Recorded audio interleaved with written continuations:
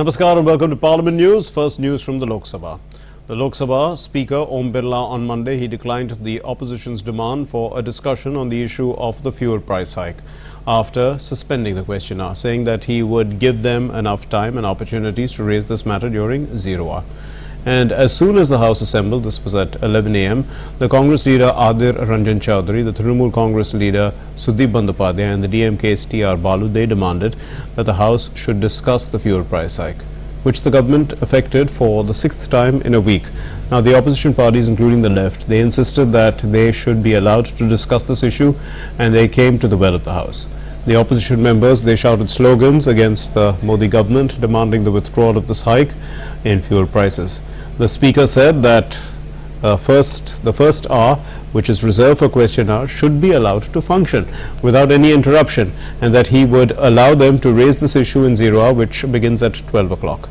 But the opposition members, they pressed for their demands, and the Speaker, Om Birla, said he listens to all opposition members and always gives them enough opportunities to raise their issues. Birla said that he will not allow forced adjournment of the House during question hour, because question hour is vital to people's issues. Now, the Speaker's appeal to the opposition members then returned to their seats. But the Criminal Procedure Identification Bill that seeks to authorize police to take measurements for convicts and other persons for the purpose of identification and investigation of criminal matters, that was introduced in the Lok Sabha on Monday, and it was passed by a voice vote by the opposition.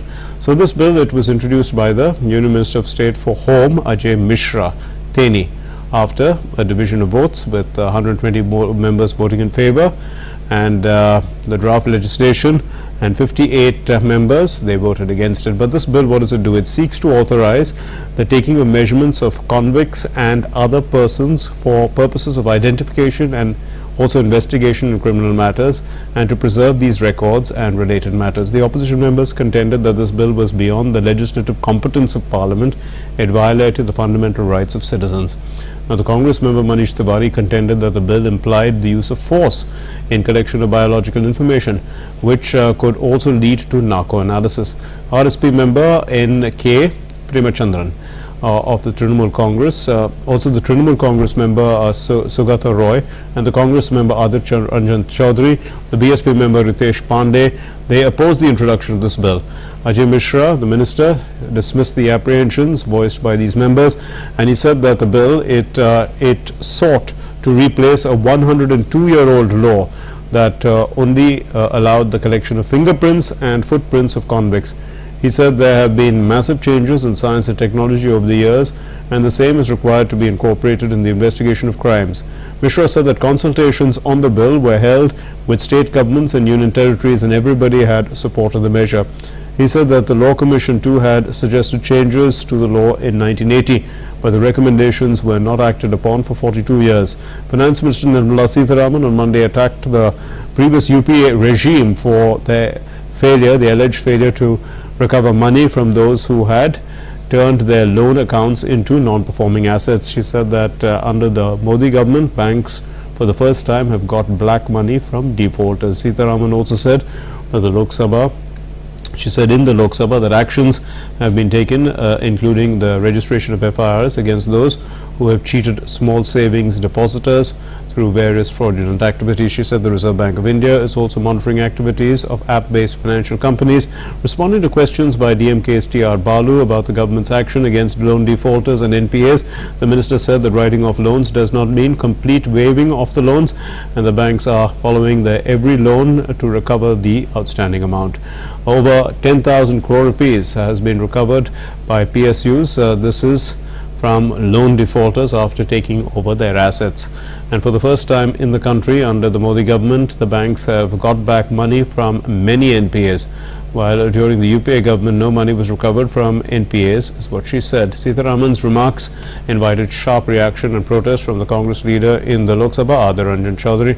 The finance minister said that the opposition party must listen to the bitter truth and alleged that the loans were given during the previous UPA regime due to political considerations. Earlier, the minister said that the Financial Resolution Deposit Insurance Bill 2017 was introduced in the Lok Sabha in August in 2017, and thereafter it was referred to the Joint Committee of Parliament for examination and report thereon.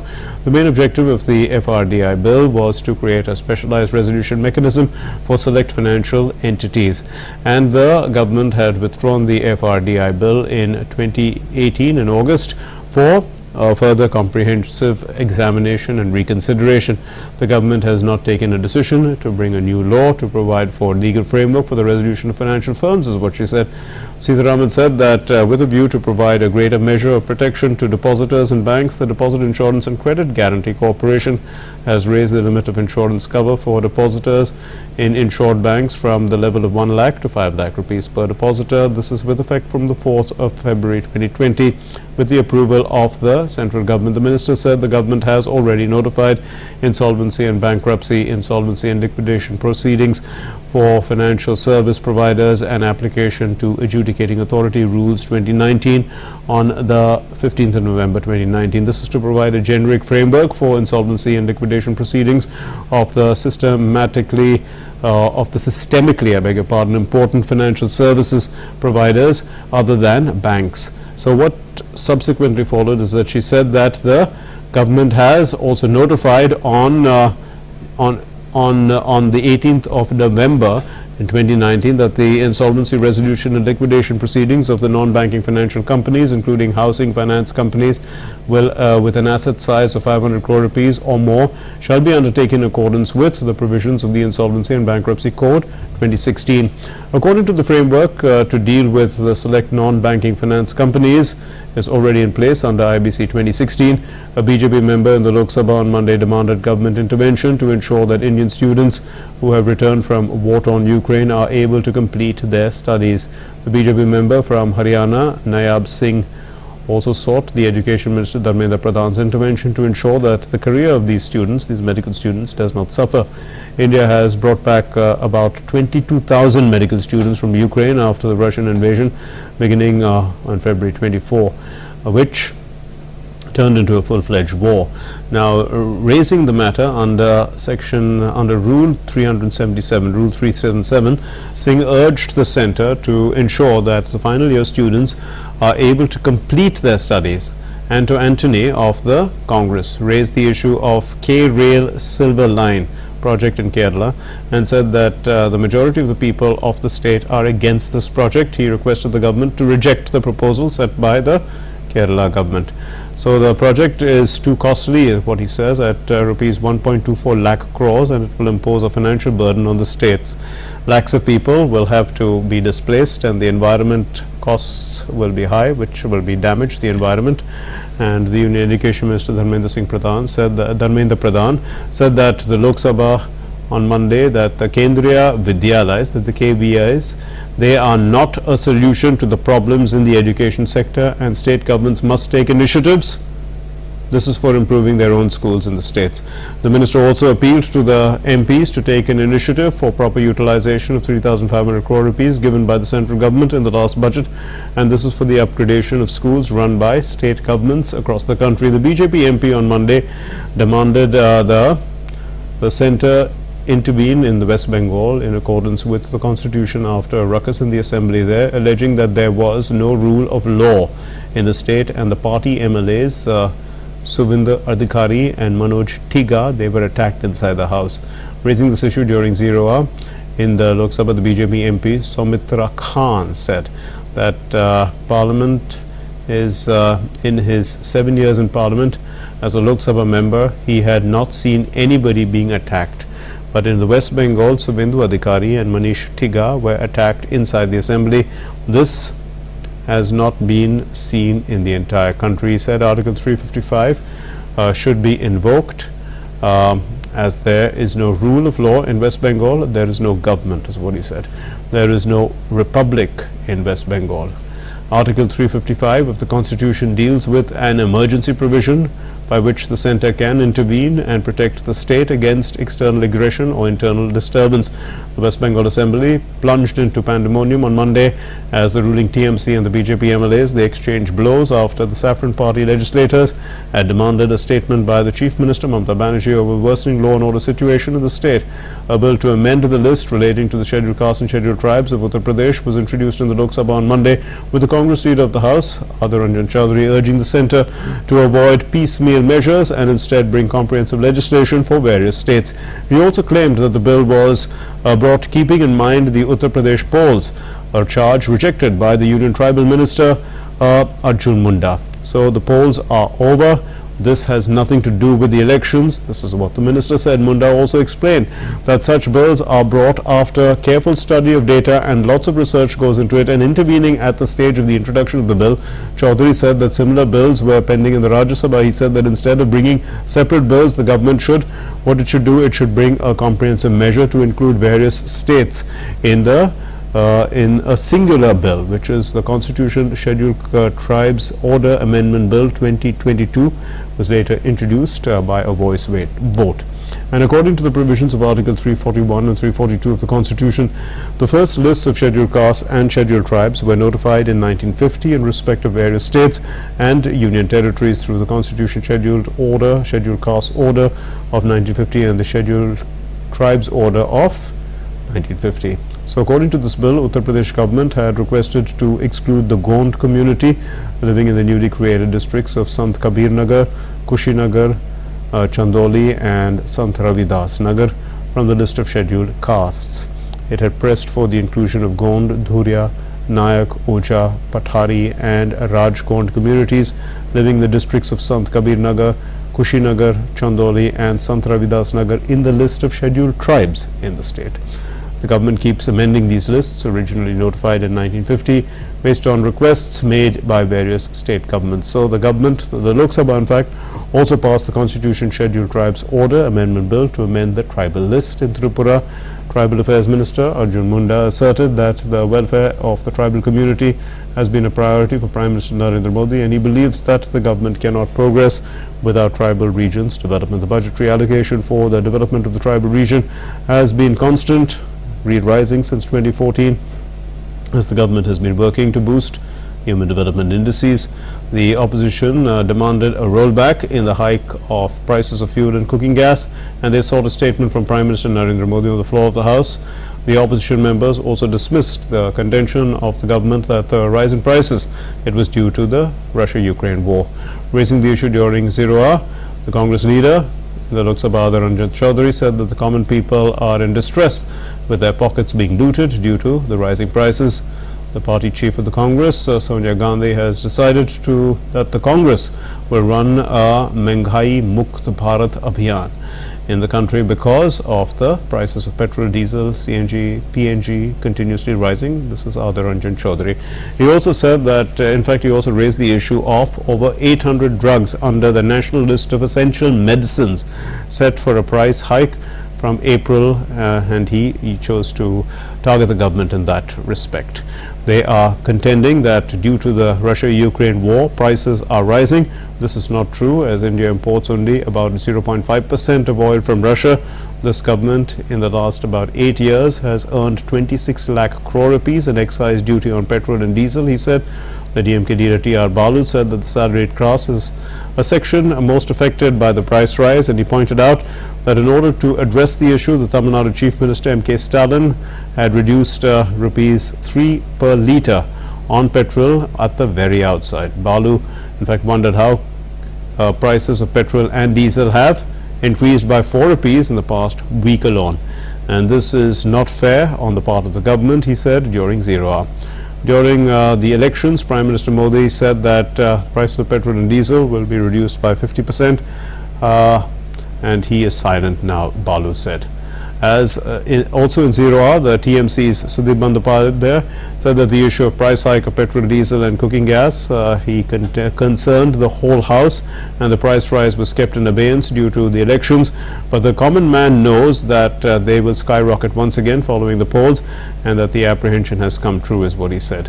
So the issue should be discussed in the House, and we want to hear from the Prime Minister where this will stop. When this will stop, that's what the TMC leader said.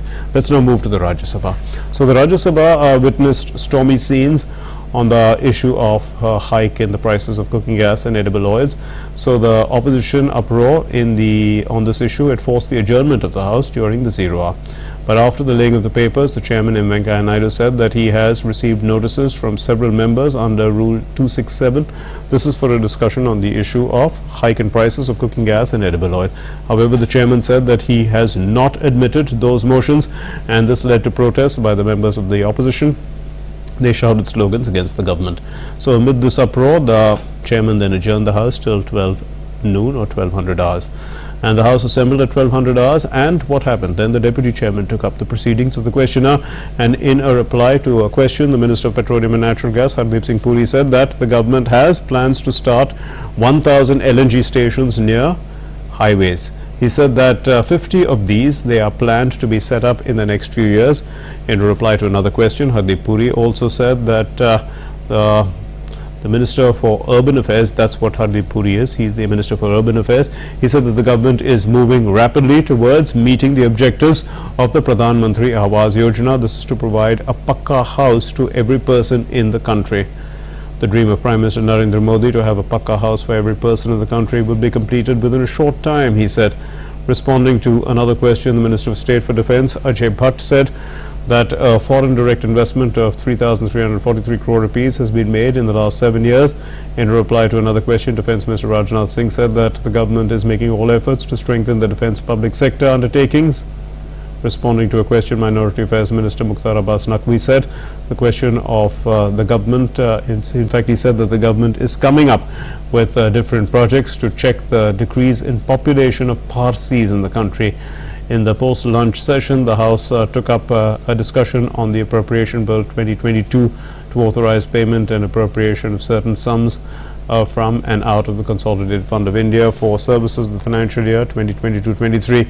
It also took up discussion on the Finance Bill 2022. The Finance Minister Nirmala Sitharaman moved the Appropriation Bill 2022 and the Finance Bill 2022 for consideration in the House. Initiating discussion on these bills, Shakti Singh Gohil of the Congress said that the tax structure in the finance bill is sure to increase the gap between the rich and the poor. He charged the government of failing to compensate the people for death of their loved ones during the COVID pandemic.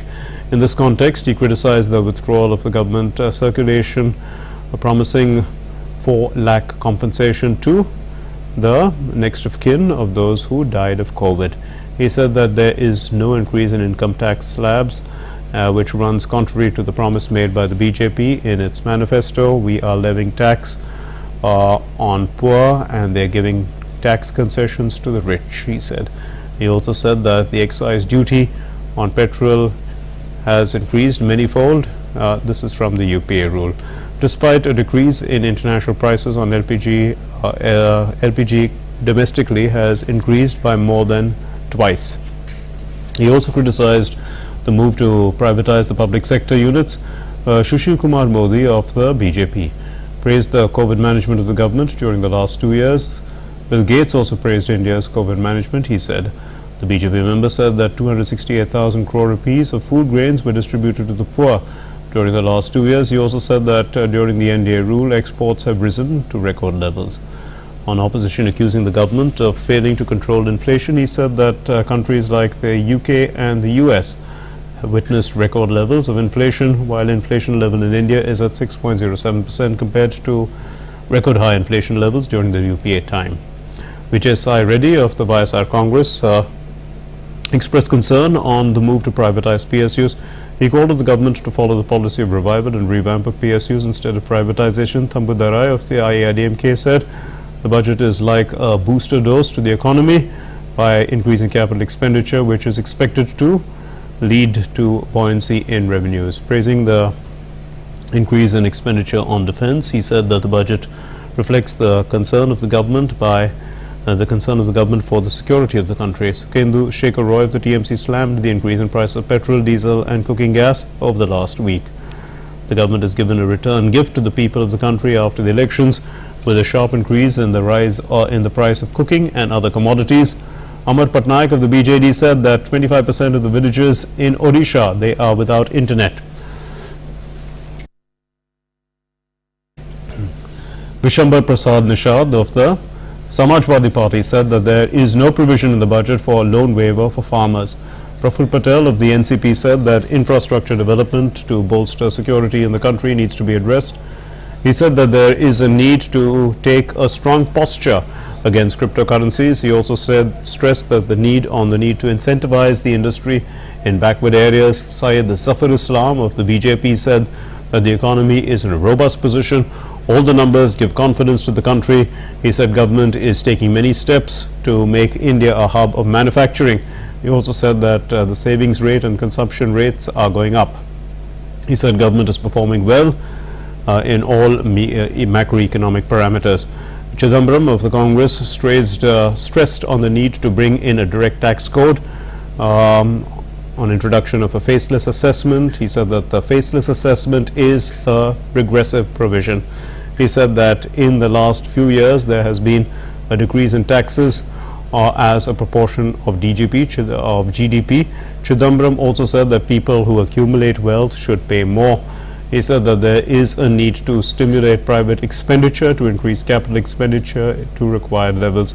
Virendra Prasad Bhaisya of the AGP said that the government has given new direction to development of Northeast. He lauded Finance Minister for increased capital expenditure which will generate employment. He complimented government on record vaccinations. The discussion remained inconclusive and will continue tomorrow. The acting chairman, Bhubaneswar Kalitar, called for laying special mentions, and thereafter the House was adjourned for the day. Thanks very much for watching. Namaskar.